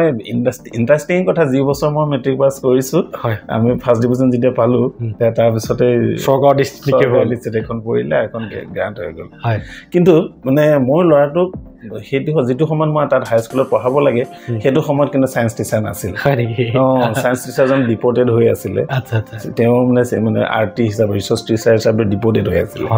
তো তেনেকুৱা অৱস্থাতো মই মোৰ ল'ৰাটোক মই মোৰ চাবুকধৰ হাইস্কুলতে পঢ়াইছিলোঁ প্ৰাইভেটত পঢ়োৱা বহুত সুবিধা আছিলে মোৰ কিন্তু নপঢ়ালোঁ তাৰ এটাই কাৰণ আছিলে ছাৰ বাইদেউসকলে জানে কোনো কাইলৈ মোক বেয়া পাই নাযায় ছাৰ বাইদেউসকলে কেতিয়াও নাভাবে যে যাক আমি তাকে পঢ়ালোঁ ফাৰ্ষ্ট ডিভিজন কৰালোঁ আৰু সি আকৌ তাৰ ল'ৰাটোক সন্দেহ কৰে আমাৰ দ্বাৰা পঢ়াবৰ কাৰণে খুব ধুনীয়া আৰু এইটো এটা বহুত ডাঙৰ সাহস গতিকে এই ছাৰ বাইদেউসকলৰ যিটো আশীৰ্বাদ আমাৰ সদায় দৰকাৰ মই বিশ্বাস কৰোঁ দেই আশীৰ্বাদৰ এটা ৰং থাকে সেই ৰংটোত মই পুৰা বিশ্বাসী আৰু সেইকাৰণে কোৱা যায় যে ভক্তিতহে শক্তি থাকে আৰু গুৰু ভক্তি যিসকল ছাত্ৰ ছাত্ৰীয়ে কৰিব নোৱাৰে সেই ছাত্ৰ ছাত্ৰীয়ে কেতিয়াও উন্নতিৰ জখলাত বগাব কেতিয়াও নোৱাৰে মই নিজে প্ৰমাণ পাইছোঁ নিজে মোৰ জীৱনৰ শিক্ষকতাৰ জীৱনত মই এনেকুৱা ছাত্ৰ পাইছোঁ যিসকলে বা অভিভাৱক পাইছোঁ শিক্ষকক মাৰিবৰ কাৰণে খেদি যায় তেনেকুৱা অভিজ্ঞতা মোৰ আৰু সেইসকলে কিন্তু পঢ়া শুনা তেওঁলোকে কৰিব নোৱাৰে জীৱনত আৰু ক'ৰবাত ৰাস্তাই পদূলিয়ে খুপি খেলা তাচ খেলা কেৰম বৰ্ড খেলা তাতে গোটেই দিনটো গতিকে সেই তেনেকুৱা কিছুমান নিজৰ সময় আটাইতকৈ মূল্যৱান আছে গতিকে আমাৰ গাঁও ভূঞে আজিও তেনেকুৱা কিছুমান জেগা আছে মনোৰঞ্জন কৰিব লাগে শিক্ষকসকলক গুণানুগুণ কৰি শেষ কৰিব নোৱাৰে সেইকাৰণে আদিৰ শংকৰাচাৰ্য কি বুলি কৈছে যে গুৰু ব্ৰহ্মা গুৰু বিষ্ণু গুৰুদেৱ মহেশ্বৰম গুৰু সাক্ষাৎ পৰম ব্ৰহ্ম তস্मै শ্ৰী গুৰুৱে নমঃ গতিকে গতিকে আমাৰ পিতৃ মাতৃয়ে আমাক জন্মহে দিছে গুৰুসকলে আমাক সেই চকু প্ৰদান কৰিছে যিটো চকুৰে আমি কোনটো ৰাস্তাৰে গৈ পেলাই জীৱনৰ এটা সুখময় গন্তব্যস্থানৰ অধিকাৰী হ'ব পাৰিম গতিকে সেই শিক্ষাগুৰুসকলক আজি আমি অৱহেলিত মনোভাৱেৰে যিদিনাৰ পৰা চোৱালোঁ সেই দিনাৰ পৰাই আমাৰ সমাজখন আজি এনেকুৱা এটা ধ্বংসৰ কবলত পৰিলে যিটো কবলৰ পৰা আমি তাক ছাৰ মূল সুঁতিলৈ আনিবৰ কাৰণে বহুতেই মানে প্ৰচেষ্টা কৰোঁ এই ধাৰণাটো মোৰো আছে মানে যিখন সমাজে শিক্ষকসকলক আদৰ নকৰিব সেইখন সমাজ কেতিয়াও প্ৰগতিৰ দিশত আগবাঢ়িব নোৱাৰে এইটো মই বিশ্বাস কৰোঁ আৰু আমাৰ প্ৰয়াসটো সেইটোৱে যে আমাৰ শিক্ষাগুৰুসকলৰ গোটেই জীৱনটোৰ অভিজ্ঞতা তথা শিক্ষাগুৰুসকলক কেনেকৈ গুৰু ভক্তি কৰিব লাগে গোটেই বছৰটো শিক্ষাগুৰুক অৱহেলিত কৰি পেলাই পৰীক্ষাৰ আগমুহূৰ্তত তেখেতক ঘৰলৈ ভাত এসাঁজ খাবলৈ মাতি ধুতি এখন কিবা গামোচা এখন দি পেলাই সেৱা এটা কৰিলে এইটো ভক্তি প্ৰদৰ্শন কৰা নহয় নাই শিক্ষকে বেলেগ একো নিবিচাৰে মানে নিজৰ ছাত্ৰ ছাত্ৰী ভাল হ'ব লাগে তেওঁলোকে পঢ়া শুনা কৰি পেলাই ভাল মানুহ হ'ব লাগে এইটো বিচাৰে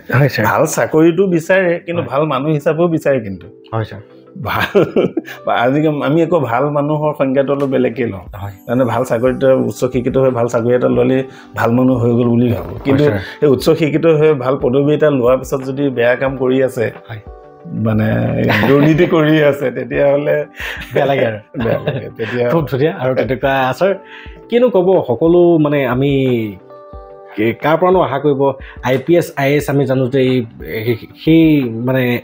ৰেংকটো পাবৰ কাৰণে বহু কষ্ট অধ্যাৱসায় কৰিহে পোৱা যায় বহু পঢ়া শুনা কৰিহে পোৱা যায় আৰু সেই ইমানখিনি কষ্ট কৰি পেলাই ইমানখিনি পঢ়া শুনা কৰি পেলাই গৈ পেলাই ইমান এটা মৰ্যাদাপূৰ্ণ আসন অধিকাৰ কৰাৰ পিছত যেতিয়া দুৰ্নীতিত লাগে সেই শিক্ষিতসকল তেতিয়াহ'লে আমাৰ দৰে মানুহে দুৰ্নীতি কৰাটো স্বাভাৱিক গতিকে সকলোৰে কাৰণে আজিকালি ধূলি বালি খেলৰ নিচিনা হৈ গৈছে যদি ভুল হোৱা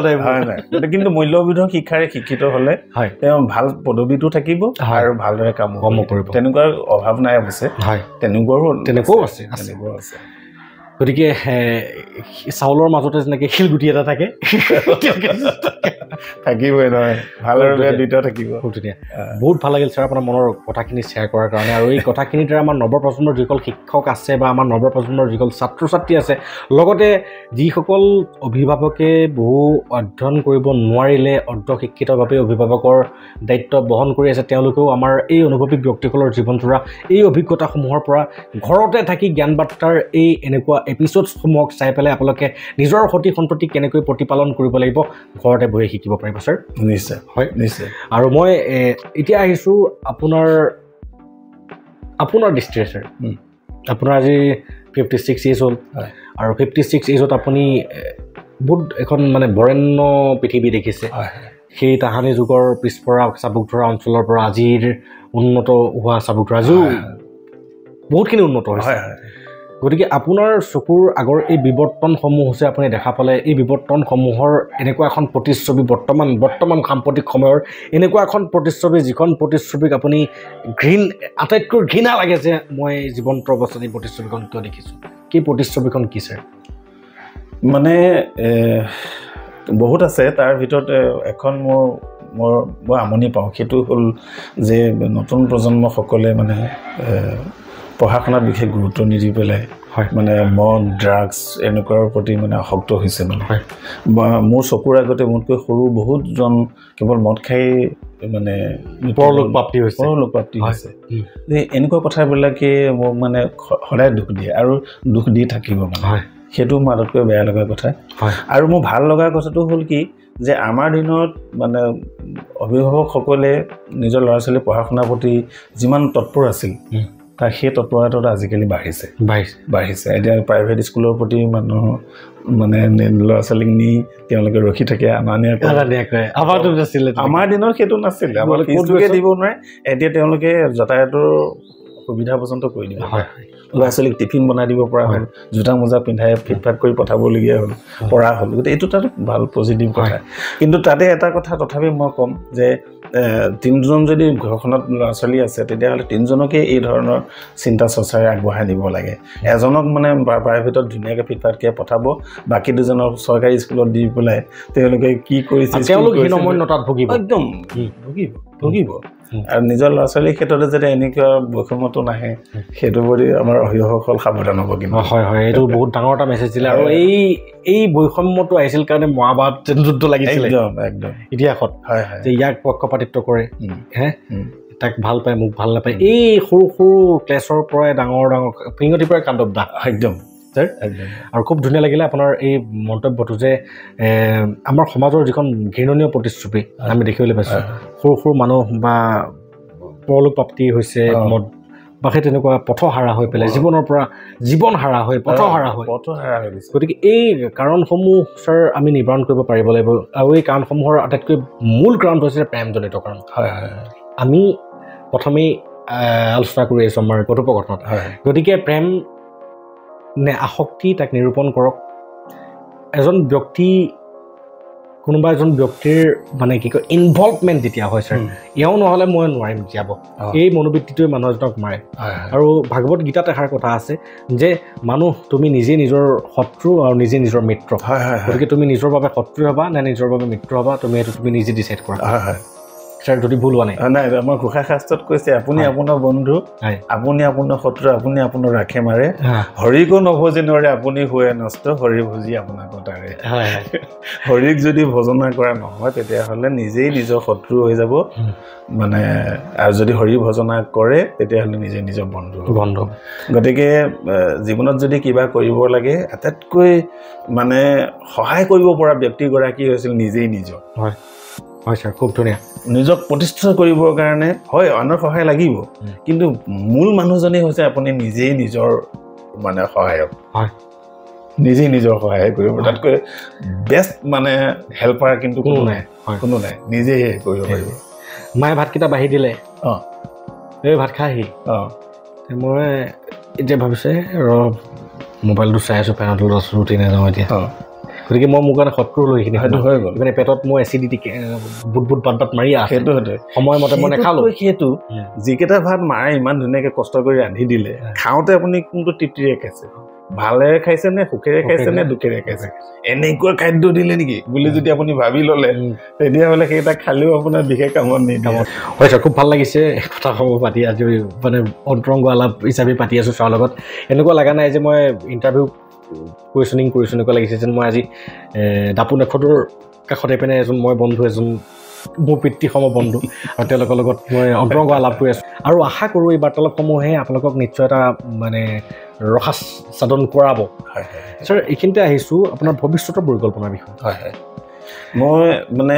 মোৰ নিজা অন্য ধৰণৰ বিশেষ পৰিকল্পনা নাই এটা পৰিকল্পনা আছে বিশেষকৈ সাহিত্যিক হিচাপে মই কেইখনমান কিতাপ কৰি যাব লাগে মানে বয়সটো কমি আহিছে মোৰ হাতত মানে 4-5 বছৰ চাবলৈ গ'লে আৰু ৰিটায়াৰমেণ্টৰ পিছত শক্তিটো বহুত কমি যায় গতিকে ৰিটায়াৰমেণ্টৰ এই 4-5 বছৰতে মই তাৰমানে কেইবাখনো মানে গল্প সংকলন কেইবাখনো উপন্যাস প্ৰবন্ধ সংকলন আৰু ভালেখিনি সমল মোৰ ইতিমধ্যে আছে ভালেখিনি সমল আছে নাটকৰো সমল আছে সেইখিনি মানে কিতাপ আকাৰে প্ৰকাশ কৰি থৈ যাব লাগে এতিয়াও মই কৰিব পৰা নাই কেৱল মানে প্ৰকাশকৰ অভাৱৰ কাৰণে আচলতে মই কৰিব পৰা নাই প্ৰকাশক যদি কৰিব পাৰোঁ মই 6 মাহৰ ভিতৰতো কেইবাখনো কিতাপ হৈ যাব পাৰে মানে অলৰেডি আপুনি ৰাইটিং অলৰেডি মই মানে কৰি আছোঁ মানে যিহেতু মই গল্প বিভিন্ন আগশাৰীৰ আলোচনীবিলাকত মোৰ গল্প প্ৰকাশ হৈ আছে সেইবিলাক কালেকশ্যনবিলাক মোৰ ধুনীয়াকৈ হৈ গৈ আছে প্ৰবন্ধবিলাকো কৰি আছোঁ প্ৰায় প্ৰবন্ধ লিখি আছোঁ তেনেকৈ উপন্যাস কৰাৰ এটা টাৰ্গেট আছে 4খন উপন্যাস মই মিনিমাম কৰিব লাগে এই 4 বছৰত এবছৰত এখনকৈ কৰা খুব ধুনীয়া ছাৰ এইখিনিতে মই এটা আমাৰ নৱপ্ৰজন্মৰ কাৰণে এটা পৰামৰ্শ বিচাৰিম আপোনাৰ পৰা ছাৰ আজি আপুনি মেট্ৰিক পাছ কৰাৰ পিছত আপুনি ছায়েন্সত পঢ়িলে ছায়েন্সৰ পিছত আপুনি পলিটেকনিক পঢ়িলে আৰু পলিটেকনিক যদিও আণ্ডাৰ গ্ৰেজুৱেট এটা কোৰ্চ তথাপিও আপুনি নিজকে সাহিত্য জগতত এষ্টাব্লিছ কৰিছে 14খন গ্ৰন্থ আপুনি নিজে লিখিছে সম্পাদনাটো বাদেই দিছোঁ মই আৰু বৰ্তমানো আৰু 6-7খন গ্ৰন্থ আপোনাৰ হ'বলৈ গৈ আছে গতিকে ছাৰ আপুনি কেতিয়াও হীনমন্যতাত ভোগা নাই যে মই অসমীয়া বিভাগত অসমীয়াত অনাৰ্ছ লৈ পেলাই মই BA বা মাষ্টাৰ ডিগ্ৰী নকৰিলোঁ কাৰণে মই লিখিব নোৱাৰোঁ ইতিহাস যদি চাওঁ কালিদাস প্ৰধানমূৰ্খ কালিদাস এতিয়া মহাকবি ইতিহাসলৈ যদি চাওঁ আমাৰ অসমত যদি চাওঁ ৰঘুনাথ চৌধুৰী ক্লাছ এইটোলৈকে যোৱা কিন্তু বিহগী কবি ৰঘুনাথ চৌধুৰীয়ে যি কবিতা লিখিছে সেয়া এতিয়া বহুত হাই লেভেলত মানে ব্যক্তিও ভাবে যে কি লিখিছে মাথা কোটাই দিয়ে গতিকে এই হীনমন্যতাটোত যাতে আমাৰ বৰ্তমানৰ নৱপ্ৰজন্মসমূহে নিজকে মানে আত্মজাহ নিদিয়ে নিজৰ সেই প্ৰতিভাটোক যাতে আত্মজাহ নিদিয়ে তাৰ বাবে আপুনি কি উদকনি জনাব মানুহক আচলতে আগবাঢ়ি থাকিবৰ কাৰণে গতিয়ে জীৱন বুলি আমাৰ মনীষী মহান মনীষী আমাৰ কি আছিলে সত্যনাথ বৰা নহয় আমাৰ স্বামী বিবেকানন্দই কৈছে যে গতিয়ে জীৱন আৰু স্থবিৰতাৰ মৃত্যু বুলি কৈছে যে জীৱনটো এটা গতিত দি থাকিব লাগে এটা গতিত গৈ থাকিব লাগিব আৰু ৰৈ দিলেই মানে জীৱনৰ সেইটো মূল্যটো কমি যায় গতিকে এইটো কৰিবৰ কাৰণে মানুহক এটা বস্তু বিশেষ দৰকাৰ সেইটো হ'ল মই ভাবোঁ সেইটো অনুপ্ৰেৰণা আৰু অনুপ্ৰেৰণাটো আনৰ পৰাটো পাব লাগিবই কিন্তু নিজৰ পৰা অনুপ্ৰেৰণাটো অতি গুৰুত্বপূৰ্ণ ছাৰ এইখিনিতে মই আপোনাক মাজতে মানে সংযোজন কৰিছোঁ তুমি নিজে নিজৰ বন্ধু আৰু তুমি নিজে নিজৰ শত্ৰু অনুপ্ৰেৰণা নিজৰ বাবে যদি নিজে হ'ব পাৰিছা তেতিয়াহ'লে তুমি নিজৰ বন্ধু আৰু যদি অনুপ্ৰেৰণা নিজৰ বাবে হ'ব পৰা নাই তেতিয়াহ'লে তুমি নিজে নিজৰ শত্ৰু ঠিকে কৈছোঁ গতিকে মই মানে অলপ এটা কাম কৰোঁ সেইটো হ'ল মই নিজক অনুপ্ৰাণিত কৰি ৰাখিবৰ কাৰণে মই বিভিন্ন কাম কৰোঁ ধৰি লওক মোৰ মনটো অকণমান বেয়া লাগিছে কিতাপ এখন পঢ়িলোঁ কবিতা এটা মাতিলোঁ বা ভাওনাকে মই হাৰমনিয়ামখনকে ধৰিলোঁ হাৰমনিয়ামখন দেখিছেনে হাৰমনিয়ামখনকে ধৰিলোঁ খোল এটা আছে কেতিয়াবা খোলটোকে বজাই দিলোঁ তাল এযোৰ আছে তালকে বজাই দিলোঁ মুঠতে ভাওনা বচন এফাকিকে মাতিলোঁ নাটকৰ বচন বা নহ'লে এনেকুৱা ধৰণৰ কাম কৰা আৰু এটা মই বিশেষ কাম কৰিলোঁ সেইটো যিহেতু সাহিত্যিক জীৱন আমাৰ সাহিত্যৰ এটা ডিগ্ৰী এটাও দৰকাৰ মানে গতিকে সেইফালৰ পৰা মই কি কৰিলোঁ মানে মই চাকৰি কৰি থকা অৱস্থাতে চৰবাহী কলেজৰ পৰা মই ডিগ্ৰী ল'লোঁ BA পাছ কৰিলোঁ তাৰপিছতে গুৱাহাটী গুগলৰ পৰা মই কি আইডলৰ পৰা মই কি কৰিলোঁ মাষ্টাৰ ডিগ্ৰীটো লৈ ল'লোঁ অসমীয়াটো মই মাষ্টাৰ ডিগ্ৰী ল'লোঁ কেইবছৰ আগতে দেই খুব ধুনীয়া ছাৰ মই এটা কথা শুনিছিলোঁ যে মানুহৰ জীৱনটো গতি পানীৰ দৰে হ'ব লাগে আপুনি এতিয়া গতিকৰ কথা ক'লে পানীয়ে যেনেকৈ এখন মানে বুৱতী নদীৰ দৰে হ'ব লাগে বুৱতী নদীয়ে যেনেকৈ নিজৰ ৰাস্তা নিজেই উলিয়াই লয় ৰাস্তাৰ সন্মুখত যদি গছ বন তৰুলতা শিল যি পাইছে উটাই লৈ গৈছে নিজৰ ৰাস্তা নিজে বনাই বনাই গৈ আছে ঠিক তেনেকৈ আমাৰ ছাৰৰ জীৱনটো সেই তেনেকুৱা এটা আদৰ্শ যে তেখেতে নিজৰ ৰাস্তা নিজেই বনাই লৈ বৰ্তমান এনেকুৱা এটা অৱস্থাত অৱতীৰ্ণ হৈছে যিটো অৱস্থাত আজি মই নগাঁৱৰ পৰা ছাৰৰ জীৱনটো সংকলন কৰিবৰ কাৰণে আহিছোঁ হয়তো মই নাজানো যে মোৰ জীৱনটো ভৱিষ্যতলৈ কোনোবাই সংকলন কৰিবৰ কাৰণে আহিব নে নাহে গতিকে এইটো এটা ডাঙৰ কথা আৰু মই সকলোকে ক'ব বিচাৰোঁ যে এইজন ব্যক্তি এনেকুৱা এজন ব্যক্তি যিজন ব্যক্তিয়ে সেই সৰুকালত কল পচলা সিজাই খাই পেলাই জীয়াই থকা ব্যক্তি সৰুকালত তেওঁলোকে অমিতা এটা সিজাই খাই পেলাই সেই তাৰ জোলখিনি তাৰ পানীখিনি খাই পেলাই কেনেকৈ জীয়াই থাকিব পাৰোঁ কেনেকৈ কাইলৈ ৰাতিপুৱাৰ সূৰ্যটো দেখিবলৈ পাওঁ সেই তেনেকৈ সময় কটোৱা ব্যক্তি আৰু এই ব্যক্তিসকলে নিজৰ জীৱনত যিমানখিনি কষ্ট সাধনা কৰি পেলাই আজি এই স্থান দখল কৰিবলৈ সক্ষম হৈছে তাৰ তুলনাত আমাৰ দৰে নৱপ্ৰজন্মই কিডাল কৰিছোঁ বুলি কৈছোঁ মই ছাৰ মনত বেয়া লাগিব পাৰে কিন্তু সঁচা কথা কিছুমান কথা ছাৰ মই জানো যে প্ৰতিজন ব্যক্তিৰে এটা জীৱনৰ মূল মন্ত্ৰ থাকে যিটো জীৱনৰ মূল মন্ত্ৰ তেওঁ দেউতাকৰ পৰাও পাব পাৰে মাকৰ পৰাও পাব পাৰে যাৰ পাব পাৰে আৰু যিটো মূল মন্ত্ৰ তেখেতক গোটেই জীৱন আছে গোটেই জীৱনটো তেখেতক যেন এটা শক্তিৰ ইন্ধন বা চালিকা শক্তি হিচাপে কাম কৰে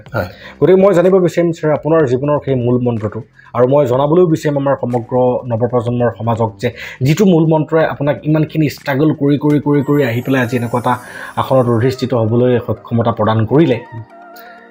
সেই মূল মন্ত্ৰটোৱে মই আশা কৰোঁ যে আমাৰ বৰ্তমান নৱপ্ৰজন্মৰ কাৰোবাৰ মনতো সেই মূল মন্ত্ৰটোৱে শক্তিৰ ইন্ধন হিচাপে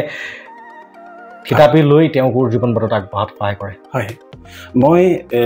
জীয়াই থকাৰ মোৰ এটাই হেঁপাহ আছে সেইটো হ'ল মই যিকেইদিন জীয়াই থাকোঁ মোৰ নিজৰ লগতে মোৰ সমাজখনৰ কিবা এটা কৰি থৈ যাওঁ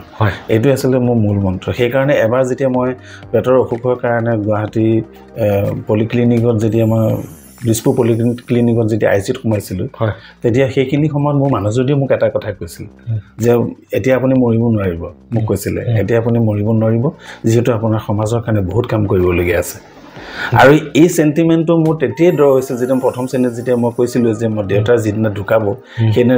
পুৱতি নিশাতে যেতিয়া মোক এই কথাটো কৈছিল তই পঢ়া শুনা কৰিব লাগিব আৰু মানুহ হ'ব লাগিব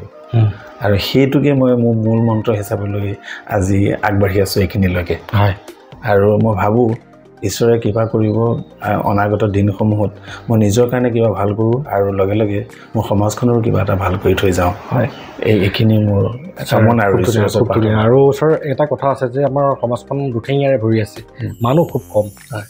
আৰু আপোনাৰ দেউতাকে আপোনাৰ সৰুতে মানুহ হ'বৰ কাৰণে যিটো দগনি জনাই থৈ গ'ল আৰু মানুহৰ প্ৰবৃত্তি এইটো যে মানুহে নিজৰ লগতে আন সমাজখনৰ কথা হয় সৰ্বৰ কথা ভাবে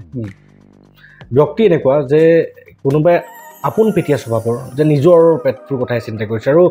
মানুহ সেইসকল যোনে নিজৰ পেটটোৰ লগতে সৰ্বৰ পেটৰ কথা চিন্তা কৰিছে হয় আৰু সেইটোৱে মানৱীয় গুণ আৰু আমাৰ দৰ্শক ৰাইজ তথা আমাৰ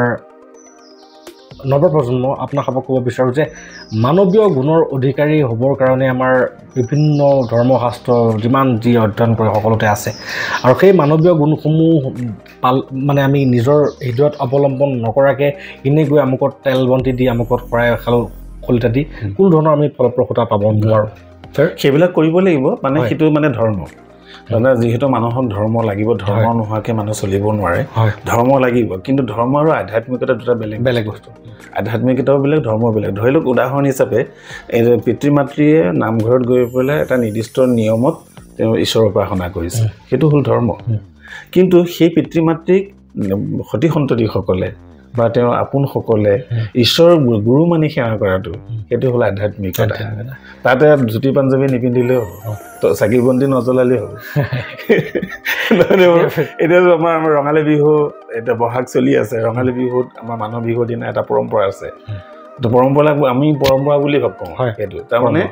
কনিষ্ঠসকলে জ্যেষ্ঠসকলক সেৱা শুশ্ৰূষা কৰা এইটো আধ্যাত্মিকতা হয় এইটো ধৰ্ম নহয় কিন্তু আধ্যাত্মিকতা যে আপোনাৰ প্ৰতি মোৰ অন্তৰত কেনেকুৱা এটা অনুভৱ কেনেকুৱা এটা অনুভূতি আছে সেইটো হৈছে প্ৰকৃত আধ্যাত্মিক সেইটো গতিকে আজি মই এইটো কথা এইখিনিতে উল্লেখ কৰাৰ মূল কাৰণটো এইটো যে মই আজি ছাৰ আপোনাক মই ভৰিখন চুই পেলাই মই পৰম্পৰাগতভাৱে মই সেই পৰম্পৰাটো ৰক্ষা কৰিছোঁ হয় কিন্তু মই ভৰিখন চুওঁতে যদি মোৰ মনত আপোনাৰ প্ৰতি যদি এইবিলাক কোনেনো সেৱা কৰে মই ক'লোঁ নহয় যে গুৰু মানিব লাগিব হয় গুৰু ঈশ্বৰ গুৰু মানে গুৰু হ'ল ঈশ্বৰ হয় ঈশ্বৰ মানি যদি পিতৃ মাতৃক সেৱাটো নকৰে পৰম্পৰা বুলি ৰক্ষা কৰিয়ে কৰিছে তেতিয়াহ'লে সেইটো আধ্যাত্মিকতা হোৱা নাই এনেটো পৰম্পৰা ৰক্ষাই হৈছে গতিকে আমাৰ মানুহ মেক্সিমাম আজিকালি সেই পৰম্পৰা ৰক্ষাৰ লগতে জড়িত প্ৰকৃত আধ্যাত্মিকতাৰ ক্ষেত্ৰত যাবলৈ চেষ্টা নকৰে আৰু প্ৰকৃত আধ্যাত্মিকতাৰ ক্ষেত্ৰত গ'লে সকলো মানৱীয় গুণৰ অধিকাৰী হ'ব পাৰিব আৰু মানৱীয় গুণৰ অধিকাৰী যিসকল হয় তেওঁলোকে জীৱনৰ সুগন্তব্যস্থানৰ অধিকাৰী হয় কিন্তু সেইসমূহক অৱলম্বন নকৰি মানুহে শ্বৰ্টকাট অৱতীৰ্ণ কৰিবলৈ চেষ্টা কৰে যে মই আমুকক একো নকৰিলোঁ কি হ'ল আমুকত মই আমুক কৰিলোঁ কি হ'ল 500 টকা দিলে দেখোন উধাই হৈ যায় সমাজত গতিকে এই শ্বৰ্টকাট কিছুমানে আমাৰ মানুহৰ প্ৰবৃত্তিবিলাকক নিম্নমুখী কৰিলে এই শ্বৰ্টকাটবিলাকে মানে কি ক'ম সকলোৱে বুজি পায় সকলো ইণ্টেলিজেণ্ট মানুহ ছাৰ বহুত ভাল লাগিলে আজি আপোনাৰ আত্মজীৱনীখনৰ পাতনিৰ বিষয়ে জানিবলৈ পায় আৰু মই আশা কৰিছোঁ সেই এজন ব্যক্তি যিজন ব্যক্তিয়ে জীয়াই থকাৰ সংগ্ৰাম কৰিবলগীয়া হৈছিলে মই কাইলৈ ৰাতিপুৱা উঠি পেলাই মই সূৰ্যৰ পোহৰ দেখিম নে নেদেখিম তাৰ বাবে কৰিবলগীয়া হৈছিলে কেতিয়াবা ভীমকল কেতিয়াবা কলপচলা ছাৰ সিজাই যে খাই মই আজিহে শুনিছোঁ আপোনাৰ কলপচলা আৰু কলপচলা খাই জীয়াই থাকিবলগীয়া অৱস্থা হোৱা সেইটো কেনেকুৱা এটা মানে ভয়াৱহ অৱস্থা কেনেকুৱা এটা সংকটময় অৱস্থা কেনেকুৱা এটা আপোনাৰ দুৰৱস্থা মানে একদম মানে আৰ্থিক দুৰৱস্থা বৰ্ণনাতীত লেখকৰ ভাষাৰে কৈছে গতিকে মোৰ বহুতেই ভাল লাগিল ছাৰ আপোনাৰ জীৱনটোৰ বিষয়ে জানিবলৈ পাই মই নিজে অনুপ্ৰাণিত হৈছোঁ ধন্যবাদ বহুত ধন্যবাদ জনাইছোঁ হ'ল সুমন দাস হয় মই আচলতে আপোনালোকক এই সন্মুখলৈ আহিব পৰা ব্যক্তি হ'ব পৰা নাই তথাপি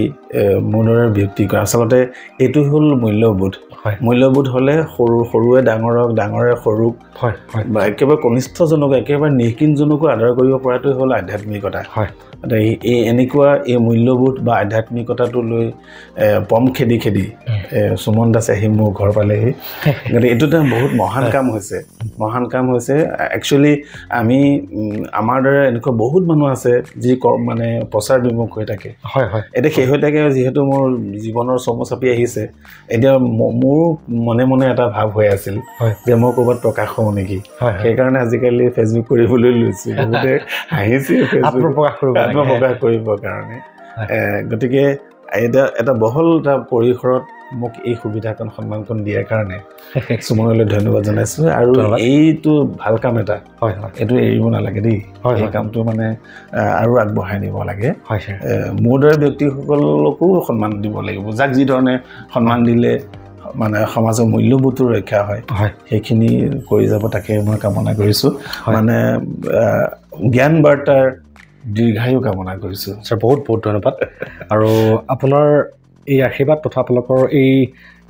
সুবাৰ্তাসমূহ আমাৰ সমাজত দি পেলাই আমাৰ সমাজখনৰ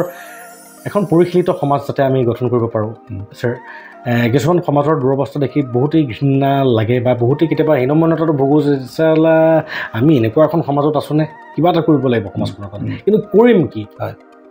গতিকে আমি সকলোকে আহ্বানে জনাব বিচাৰিছোঁ যে আমি এনেকুৱা এখন সুস্থ গন্তব্যস্থানৰ দিশে যাব বিচাৰিছোঁ যিটো সুস্থ গন্তব্যস্থানত কেৱল সুখ আৰু আনন্দ এই বস্তুসমূহক আমি অনুভৱ কৰিব পাৰোঁ আৰু ছাৰ বহুতেই ভাল লাগিলে পুনৰবাৰ মই আপোনাক ধন্যবাদ জনাইছোঁ হয় মই অতি শেহতীয়াকৈ মই এটা কথা ক'ব বিচাৰিছোঁ যে মই যিখিনি কথা তেওঁৰ লগত আলাপ কৰিলোঁ ইয়াতে যদি কাৰোবাৰ যদি অন্তৰত আঘাত দিছোঁ তাৰ কাৰণে মোক ক্ষমা কৰিব আৰু যদি কিবা ভাল কথা ওলাইছে সেইখিনি আপোনালোকে গ্ৰহণ কৰিব আৰু শ্বেয়াৰ কৰিব আৰু জ্ঞান বাৰ্তাকো আপোনালোকে শ্বেয়াৰ কৰিব মই তাকে প্ৰাৰ্থনা জনাইছোঁ বহুত বহুত ধন্যবাদ অপৰাধ বিনাশন ধন্যবাদ